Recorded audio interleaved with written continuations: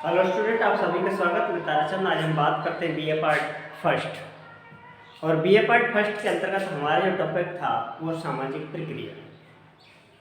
लेकिन सामाजिक प्रक्रिया को समझने के लिए हमें सबसे पहले अंतःक्रिया को समझना होगा। अंतःक्रिया के विषय में हमने पूरी वीडियो में कुछ बतलाया कि जब दो या दो से अधिक व्यक्ति आपस में मिलते हैं, प्रभावित करते हैं, प्रभाव डालते हैं, लेना देना करते हैं, तो वहाँ अंतःक्रिया होती है। जब तक वो अंतःक्रिया नहीं होगी तब तक समाज के अंदर कोई हलचल भी नहीं हो सकती। किसी व्यक्ति से संबंध बनाने के लिए हमें कुछ कहना पड़ता है, अर्थात जब दो व्यक्ति आपस में वार्तालाप करते हैं तो उसमें एक व्यक्ति उत्तेजित होता है, उत्तेजित होकर दूसरे व्यक्ति से कहता है और दूसरा व्यक्ति उसका उत्तर प्रतिक्रिया के रूप में देता है। अर्थात उत्तेजना और प्रतिक्रिया अंतःक्रिया के लिए आवश्यक है कि जब तक अंतःक्रिया नहीं होगी तब तक हम ना तो संबंध बना सकते, ना समूह का निर्माण कर सकते और न ही समाज या समुदाय।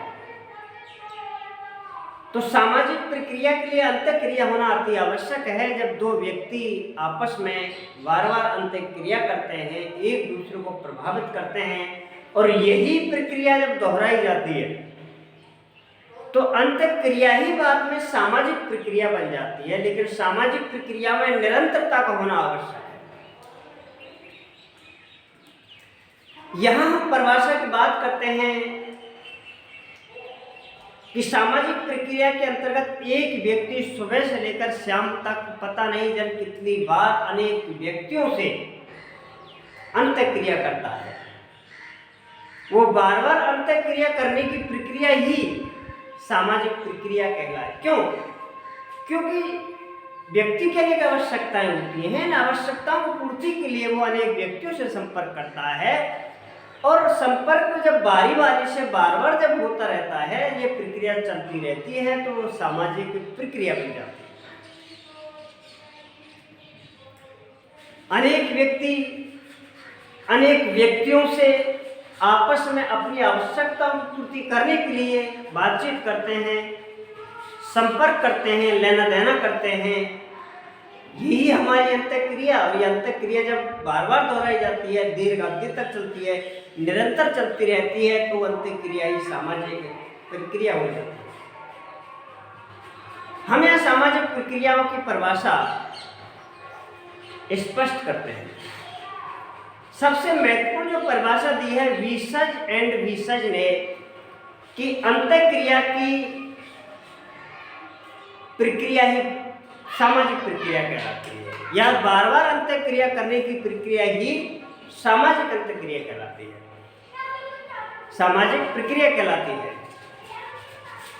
विसज कहता है कि सामाजिक अंतःक्रिया के विभिन्न स्वरूप भी सामाजिक प्रक्रिया है। कि जब व्यक्ति अनेक बार अंतःक्रिया करता है तो वो अंतःक्रिया के विभिन्न स्वरूप ही सामाजिक प्रक्रिया कहलाती है। सामाजिक प्रक्रिया के अंतर्गत गिलेन कहता है कि सामाजिक प्रक्रिया का तात्पर्य अंतःक्रिया के विभिन्न तरीके से है जिसमें व्यक्ति मिलते हैं, संबंध बनाते हैं, एक दूसरे से प्रभावित करते हैं, वो हमारे लिए सामाजिक प्रक्रिया। इधर लुंडबर्ग कहता है कि सामाजिक घटनाओं की पुनरावृत्ति ही अंतःक्रिया व प्रक्रिया कहलाती है। अर्थात जो सामाजिक घटनाओं की प्रवृत्ति बार बार होती रहती है, प्रतिदिन होती रहती है, वो सामाजिक घटना ही बाद में सामाजिक प्रक्रिया बन जाती है। जबकि इसमें सामाजिक प्रक्रियाएं कुछ सहयोगात्मक होती हैं तो कुछ असहयोगात्मक भी होती हैं। सहयोगात्मक प्रक्रियाओं में सहयोग, आत्मीकरण, एकीकरण जो समाज के लिए उपयोगी होती है और ये बार बार दोहराई जाती है। जबकि असहयोगात्मक प्रक्रिया के अंतर्गत संघर्ष,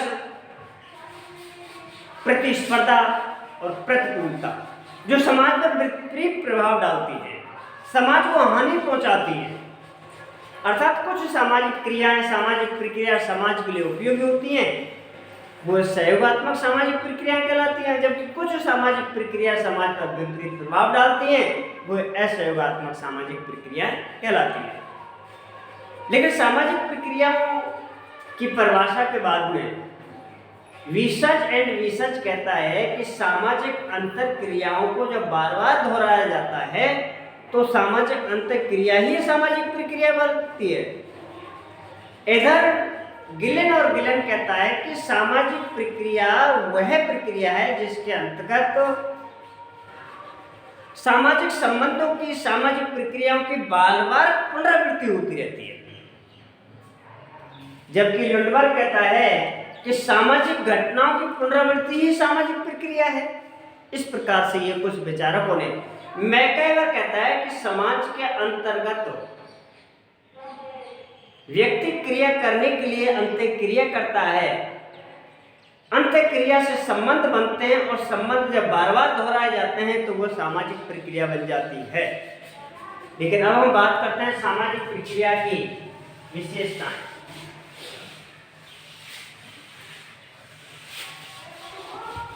सामाजिक प्रक्रिया की विशेषताएं।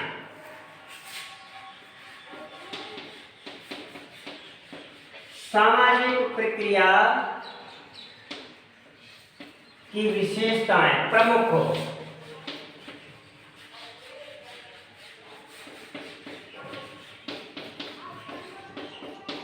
विशेषताएं नंबर 1 है घटनाओं की निरंतरता। सामाजिक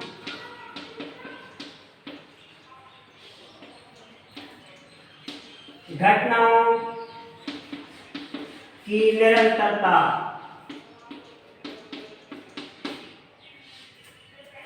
नंबर 3 है सामाजिक घटनाओं का क्रम। सामाजिक घटनाओं का एक क्रम। नंबर 3 है सामाजिक घटनाओं की पुनरावृत्ति। सामाजिक घटनाओं की पुनरावृत्ति। नंबर 4 है घटना के प्रति कार्यक्रम संबंध। सामाजिक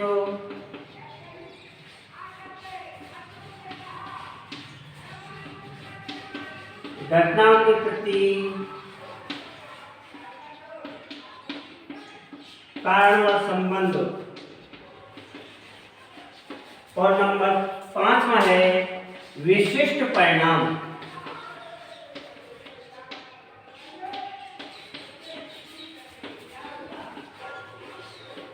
ये रही हमारी सामाजिक प्रक्रिया की विशेषताएं। एक बार हम बात करते हैं कि सामाजिक प्रक्रिया अंतरक्रिया की पुनरावृत्ति है। जब समाज के अंतर्गत व्यक्ति अंतरक्रिया बार बार करते हैं, ये प्रक्रिया दोहराई जाती है, पुनरावृत्ति होती रहती है, तो अंतरक्रिया ही सामाजिक प्रक्रिया बन जाती है। सामाजिक अंतरक्रिया में व्यक्ति या सामाजिक प्रक्रिया में व्यक्ति सुबह से शाम तक अनेक व्यक्तियों से संपर्क करके, बातचीत करके, लेना देना करके, प्रभावित करके जब निरंतरता बनाए रखता है तो वो प्रक्रिया ही सामाजिक प्रक्रिया कहलाती है, जिसकी प्रमुख विशेषता है कि सामाजिक घटनाओं की निरंतरता। अर्थात समाज के अंतर्गत जो घटना निरंतर घटती रहती है वो सामाजिक प्रक्रिया की श्रेणी में आती है। कुछ घटनाएं ऐसी होती है जो नियमित निरंतर घटती रहती हैं, तो कुछ घटनाएं ऐसी होती है जो कभी कभार घटती हैं। तो कभी कभार घटने वाली घटनाओं को हम सामाजिक प्रक्रिया की श्रेणी में नहीं रखते, बल्कि वे घटनाएं समाज के अंतर्गत, वे कार्य समाज के अंतर्गत जो नियमित घटते रहते हैं, निरंतर घटते रहते हैं, उन घटनाओं को हम सामाजिक प्रक्रिया की श्रेणी में रखते हैं। वे समाज के अंतर्गत बहुत सारी घटनाएं जिनको व्यक्ति प्रतिदिन अपने व्यवहार में करता है, नियम पूर्वक करता है, नियमित करता है, ऐसी घटनाओं को हम सामाजिक प्रक्रिया की श्रेणी में रखते हैं। तो सबसे पहली है जो सामाजिक प्रक्रिया की विशेषता है वो सामाजिक घटनाओं की निरंतरता, अर्थात घटना के अंतर्गत निरंतरता होना जरूरी है। जब तक निरंतरता नहीं हो सकती तब तक हम उस घटना को हम सामाजिक प्रक्रिया या प्रक्रिया की श्रेणी में नहीं रख सकते। दूसरा है सामाजिक घटनाओं का एक क्रम। सामाजिक प्रक्रिया की दूसरी विशेषता यह है कि सामाजिक घटनाओं के अंतर्गत या समाज में घटने वाली घटनाओं में एक निश्चित क्रम होना चाहिए, तार्किकता होनी चाहिए। जिस प्रकार से 1 2 3 कोई भी विद्यार्थी किसी भी कक्षा का है तो वो क्रमबद्ध तरीके से चलता है। कक्षा 1 में, उसके बाद 2 में, इसके बाद 3 में, इसके बाद 4 में, इस प्रकार से आगे की संख्या में क्रमबद्ध तरीके से बढ़ता है। ऐसा नहीं कि 1 से 5 में या 5 से 3 में, नहीं, एक निश्चित क्रम है। 1 2 3 4 5 6 7 8 इत्यादि क्लासों में आगे बढ़ता है। तो ये रहा हमारा एक निश्चित क्रम कि सामाजिक घटना के अंतर्गत एक निश्चित क्रम होना चाहिए, तभी वो सामाजिक प्रक्रिया की श्रेणी में आएगा। तीसरी जो विशेषता है सामाजिक घटनाओं की पुनरावृत्ति, अर्थात सामाजिक प्रक्रिया के अंतर्गत ऐसा नहीं होता कि एक घटना एक बार घटित होने के बाद में पुनः नहीं घटती हो। अगर ऐसा होता है, कोई भी घटना एक बार घटने के बाद में उसकी पुनरावृत्ति नहीं होती है तो वो सामाजिक प्रक्रिया की श्रेणी में नहीं आएगा। तो वही घटनाएं, वही सामाजिक घटनाएं सामाजिक प्रक्रिया की श्रेणी में आएगी जो जिनकी पुनरावृत्ति होती रहती है, प्रतिदिन होती रहती है। वही सामाजिक घटनाएं सामाजिक प्रक्रिया की श्रेणी में आती हैं। और चौथी जो विशेषता है सामाजिक घटनाओं के प्रति कारण और संबंध, अर्थात समाज के अंतर्गत जो घटनाएं घटित होती है उनके पीछे कोई कारण और कोई संबंध होता है जिसकी वजह से वे उनकी बार बार पुनरावृत्ति होती रहती है, एक क्रम में चलती है, निरंतर घटती रहती है। ऐसी घटनाओं को हम सामाजिक प्रक्रिया की श्रेणी में रखते हैं। जिन घटनाओं का कोई संबंध और कारण नहीं होता है वो घटनाएं कभी घटती नहीं, और घटती नहीं तो वो निरंतर भी क्रम भी नहीं रहता, तो ऐसी श्रेणी में वो हम सामाजिक प्रक्रिया की श्रेणी में भी नहीं रख सकते। तो किसी भी सामाजिक घटना की निरंतरता के लिए ये जरूरी है कि उस घटना के पीछे एक संबंध और कारण होना चाहिए जिसकी वजह से बार बार उसकी पुनरावृत्ति होती रहे। और अगली जो विशेषता है विशिष्ट परिणाम, कि सामाजिक प्रक्रिया के अंतर्गत एक विशिष्ट परिणाम भी होते हैं जिनकी वजह से उस घटना की पुनरावृत्ति, निरंतरता और क्रम जारी रहता है। कि अमुक क्रिया का यह परिणाम है, इस वजह से उस घटना को बार बार घटना पड़ता है या उसकी पुनरावृत्ति होती रहती है।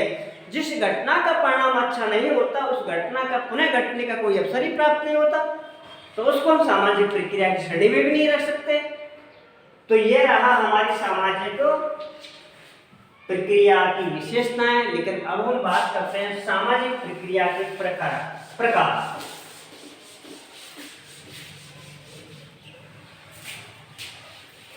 सामाजिक प्रक्रिया के प्रकार। सामाजिक प्रक्रिया के प्रकार या वर्गीकरण या सामाजिक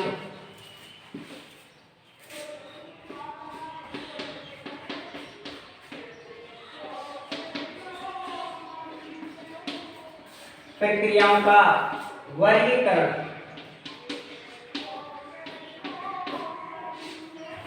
तो सामाजिक प्रक्रियाएं दो प्रकार की होती हैं। एक तो होती है सहयोगात्मक सामाजिक प्रक्रिया, सहयोगात्मक सामाजिक प्रक्रिया।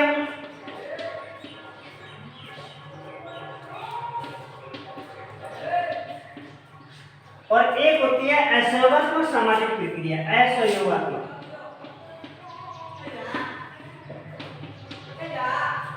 असहयोगात्मक सामाजिक प्रक्रिया।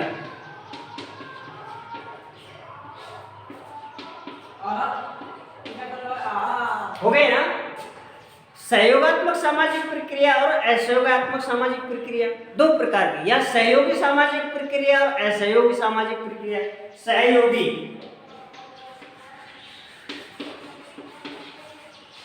और असहयोगी।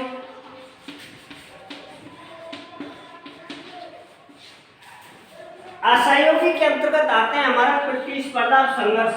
प्रतिस्पर्धा,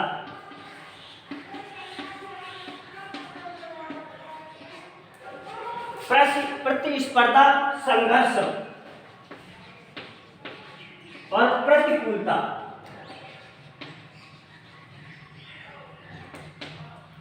प्रतिकूलता, ये तो रही हमारी असहयोगात्मक या असहयोगी सामाजिक प्रक्रिया जो समाज पर गलत प्रभाव डालती है। और दूसरा सहयोगी में हमारी एकीकरण।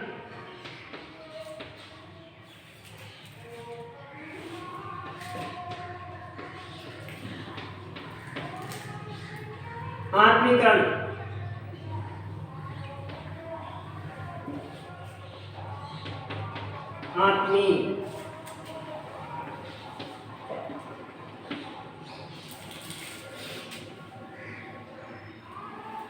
सहयोग,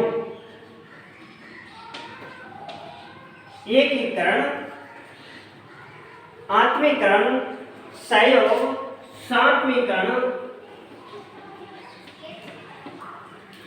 आदि। तो सामाजिक प्रक्रिया दो प्रकार की होती है, एक सहयोगी सामाजिक प्रक्रिया, असहयोगी सामाजिक प्रक्रिया, असहयोगात्मक सामाजिक प्रक्रिया और सहयोगात्मक सामाजिक प्रक्रिया। सहयोगात्मक सामाजिक प्रक्रिया समाज के लिए अनुकूल होती है, व्यक्ति के लिए अनुकूल होती है, समाज के विकास में सहायक होती है, सामाजिक संरचना को बनाए रखती है। असहयोग सामाजिक प्रक्रिया समाज को प्रतिकूल प्रभाव डालती है, सामाजिक विकास में बाधक होती है, व्यक्ति और समाज दोनों के लिए प्रतिकूल होती है। असहयोग के अंतर्गत समाज पर विपरीत प्रभाव डालती है, वो कैसे हैं? संघर्ष, प्रतिस्पर्धा और प्रतिकूलता। सहयोगात्मक में आत्मीकरण, सात्वीकरण या एकीकरण और तथा सहयोग। Next point 4D।